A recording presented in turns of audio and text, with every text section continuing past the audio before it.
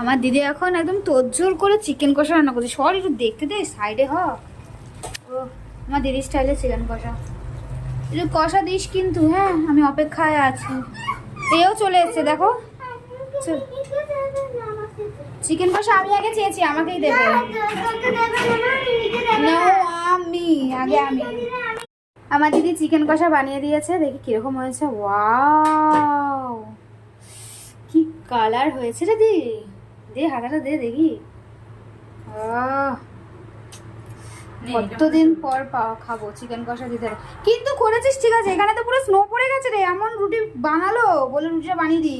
এই এত রুটি কি যে করলাম সেগুলো তো পুরো বলছিস না। পুরো যে আমার দিদি রুটি বানিয়েছে, এখানে পুরো এখানে পুরো স্নো করে দিয়েছে। কিন্তু বলছো না যে এতগুলো রুটি বানিয়েছে, পুরো স্নো, কি অবস্থা। পুরো স্নো বানিয়ে দিয়েছে। আরে বাঙালির ধর্মই এইটা, খাবে দাবে খেয়ে দে বদনাম করবে। আমিও সেটাই করছি। দিদি বানিয়ে দিয়েছে সেইটা বলবো না, কিন্তু এই যে দিদি যে নোংরাটা করলো সেইটা বলবো। এটা তো বাঙালির নেচার, আমি তো বাঙালি না। মাংসটা কেমন হয়েছে? আরে দেখে তো হেভি লাগে। দেখ আমি ক্যামেরা দেখে বললাম, আমার পড়ে গেল আবার। আমি তো আর এক নোংরা। আমি আবার বলছি দেখ যেটা হাড্ডি ভালোবাসে সেটাই দিচ্ছি। ঠিক আছে চলো টাটা সবাইকে।